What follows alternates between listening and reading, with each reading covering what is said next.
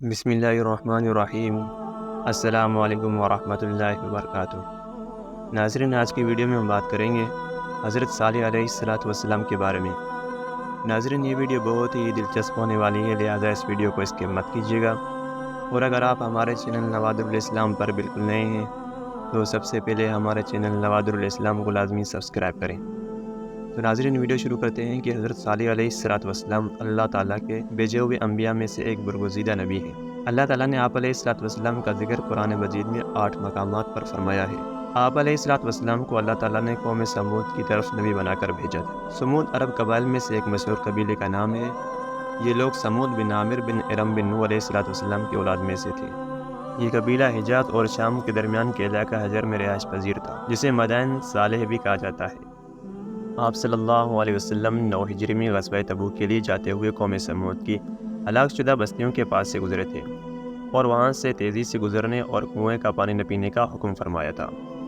قوم عاد کی ہلاکت کے بعد قوم سمود کو اللہ تعالیٰ نے زمین میں ان کا جانشین بنایا۔ اللہ تعالیٰ نے ان لوگوں کو اتنی طاقت دی تھی کہ وہ پہاڑوں کو تراش تراش کر اپنے گھر بنایا کرتے تھے۔ یہ لوگ بھی قوم عاد کی طرح بت پرست میں مبتلا ہو گئے۔ انہوں نے قوم عاد کے واقعات جاننے کے باوجود ان سے عبرت حاصل نہ کی۔ حضرت صالح علیہ السلام اسی قوم کے ایک شریف خاندان سے تھے، جنہیں اللہ تعالیٰ نے قوم کی ہدایت کے لیے نبی بنا کر بھیجا۔ حضرت صالح علیہ السلام نے اپنی قوم کو پہلے انبیاء علیہ السلام کی طرح بتوں کی پوجا چھوڑ کر صرف اللہ ایک کی عبادت کرنے کی تلقین کی، اور نافرمانی کی صورت میں اللہ تعالیٰ کے عذاب سے ڈرایا۔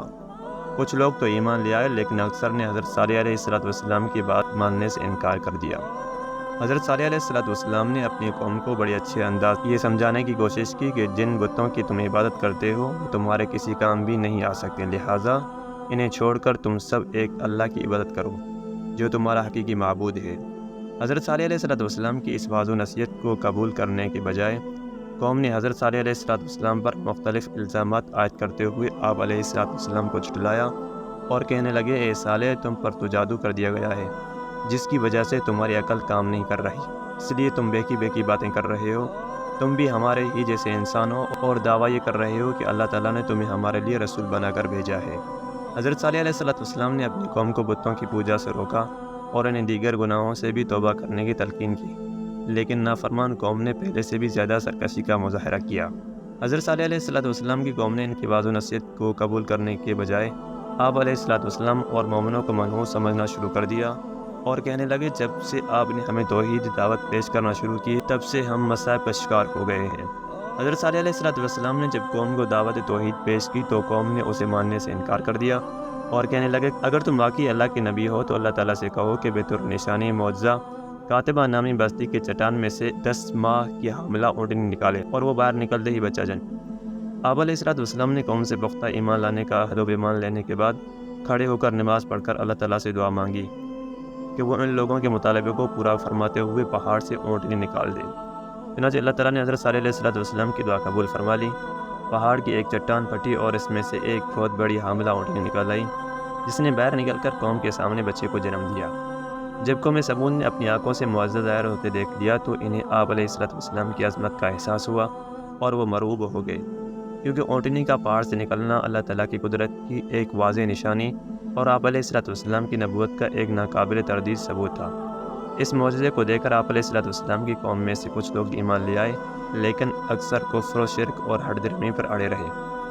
حضرت صالح علیہ السلام نے اپنی قوم سے فرمایا کہ اللہ تعالیٰ نے تمہارے مطالعے پر بطور معجزہ اونٹنی بھیج دی ہے، لہٰذا تم اسے مت چھیڑنا، یہ اللہ کی زمین میں سے جہاں سے چاہے کھائے اور پیے گی، کوئی بھی آدمی اسے تکلیف نہ پہنچائے، ورنہ تم پر بہت جلد اللہ تعالیٰ کا عذاب آ جائے گا۔ وہ اونٹنی ان میں موجود رہی، وہ جہاں چاہتی چلتی، جب کنویں پر پانی پینے کے لیے آتی تو سارا پانی پی لیتی، جس پر لوگوں کو اعتراض ہوا۔ آپ علیہ السلام نے فرمایا، ایک دن پانی پینے کی باری تم اپنے لیے مقرر کر لو اور ایک دن اس اونٹنی کے لیے۔ کچھ عرصہ تک یہ معاملہ یوں ہی چلتا رہا۔ حضرت صالح علیہ السلام کو بطور معجزہ ملنے والے اونٹنی کی خاصیت یہ تھی کہ جیسے وہ پانی پیتی فوراً اس کے تن دودھ سے بھر جاتے، اور اتنا زیادہ دودھ ہوتا کہ اس کا دودھ نکالنے سے لوگوں کے برتن دودھ سے بھر جاتے۔ قوم کے جانور اس اونٹنی سے ڈرتے تھے، اس لیے اونٹنی قوم کے جانوروں سے الگ رہتی تھی۔ حضرت صالح علیہ السلام نے اونٹنی کے بارے میں اپنی قوم کو سمجھا دیا تھا کہ اسے کوئی تکلیف بھی نہ پہنچائے، ورنہ اللہ تعالیٰ کی طرف سے تمہیں عذاب گھیر لے گا۔ لیکن آپ علیہ السلام کی قوم نے آپ علیہ السلام کی بات کو اہمیت نہ دی اور جمع ہو کر یہ طے کیا کہ اس اونٹنی کو قتل کر دیں تاکہ یہ سارا پانی ہمیں مل جائے۔ امام ابن جریر رحمہ اللہ اور دیگر مفسرین نے ذکر کیا ہے کہ قوم سمود میں 2 عورتیں ایسی تھیں جنہیں حضرت صالح علیہ السلام سے سخت نفرت تھی۔ ان میں سے ایک بہت مالدار اور اعلیٰ خاندان کی عورت تھی جس کا نام صدوق بنت مہیا تھا۔ اس نے قبیلہ اسلم کے ایک آدمی سے نکاح کیا، پھر اس سے طلاق لے کر اپنے چچا زاد مہرج سے کہا کہ اگر تم صالح علیہ السلام کی اونٹنی کو قتل کر دو تو میں تم سے شادی کر لوں گی۔ دوسری عورت کا نام منیزہ بنت غنیم بن مجلس تھا۔ یہ ایک مالدار آدمی دواب بن عمر کی بیوی تھی۔ ان دونوں عورتوں کے پاس کافی تعداد میں جانور تھے اور ان کے جانور حضرت صالح علیہ السلام کی اونٹنی سے بہت ڈرتے تھے۔ منیزہ نامی عورت نے قدار بن صالح بدماش آدمی سے کہا کہ میری 4 بیٹیاں ہیں، اگر تم صالح علیہ السلام کی اونٹنی کو قتل کر دو تو میری جس بیٹی سے چاہو گے تمہاری شادی کر دوں گی۔ یہ دونوں نوجوان اونٹنی کو قتل کرنے کے لیے تیار ہو گئے اور قوم کے مزید افراد کو بھی اپنے ساتھ شامل ہونے کی دعوت دی۔ اس طرح قوم کے ساتھ مزید بدماش ان کے ساتھ مل گئے۔ ان 9 افراد نے مل کر قبیلے کے باقی افراد کی بھی حمایت حاصل کر لی اور اونٹنی کو قتل کرنے کے لیے گھات لگا کر بیٹھ گئے۔ جب اونٹنی کنویں سے پانی پی کر واپس آئی تو مصطح نے اس پر تیر چلا دیا جو اونٹنی کی پنڈلی کی ہڈی میں پیوست ہو گیا۔ منیزہ اور اس کی بیٹیاں قدار کی حوصلہ افزائی کے لیے آگے بڑھیں اور اسے خوب جوش دلایا۔ قدار نے اونٹنی پر تلوار سے وار کیا اور اس کی کونچیں کاٹ دی جس سے وہ زمین پر گر پڑی اور زور سے آواز نکالی۔ اونٹنی کا بچہ دوڑ کر قریبی پہاڑ پر چڑھ گیا، 3 مرتبہ بلبلایا۔ آخر کار قدار نے اونٹنی کے گلے میں نیزہ مار کر اسے قتل کر دیا۔ پھر وہ اونٹنی کے بچے کے پیچھے بھاگے لیکن پہاڑ شک ہوا اور بچہ پہاڑ کے اندر چلا گیا۔ حضرت صالح علیہ السلام کو جب اونٹنی کے مرنے کی اطلاع ملی تو آپ علیہ السلام فوراً تشریف لائے اور اونٹنی کو مردہ حالت میں دیکھ کر روئے۔ حضرت صالح علیہ السلام نے اونٹنی کو مردہ حالت میں دیکھ کر اپنی قوم سے مخاطب ہو کر کہا کہ اب تمہیں 3 دن کی مہلت ہے، تم اپنے انجام کا انتظار کرو۔ کل تمہارے چہرے زرد، پرسوں سرخ اور تیسرے دن کالے ہو جائیں گے۔ اس کے بعد چوتھے دن عذاب الہی آ جائے گا۔ حضرت صالح علیہ السلام کی پیشن گوئی کے مطابق دوسرے ہی دن عذاب الہی کی علامات ظاہر ہونے لگی اور لوگوں کو اپنے بارے میں فکر ہونے لگی۔ انہوں نے حضرت صالح علیہ السلام سے عذاب کو ٹالنے کی صورت دریافت کی اور اونٹنی کے بچے کو بھی تلاش کیا مگر وہ نہ ملا۔ آخر کار انہوں نے حضرت صالح علیہ السلام کو شہید کرنے کا منصوبہ بنایا، لیکن حضرت صالح علیہ السلام کو اللہ تعالیٰ نے ان کی قوم کے برے ارادے سے آگاہ کر دیا اور آپ علیہ السلام رات میں وہاں سے نکل گئے۔ جب قوم سمود نے حضرت صالح علیہ السلام کو ملنے والے معجزے کی ناقدری کی اور اونٹنی کو ہلاک کر دیا تو اللہ تعالیٰ نے حضرت صالح علیہ السلام کی پیشن گوئی کے مطابق قوم سمود پر اپنا عذاب نازل فرمایا۔ انہوں نے اونٹنی کو بدھ کے دن قتل کیا تھا، وہ جمعرات، جمعہ اور ہفتے کے دن زندہ رہے۔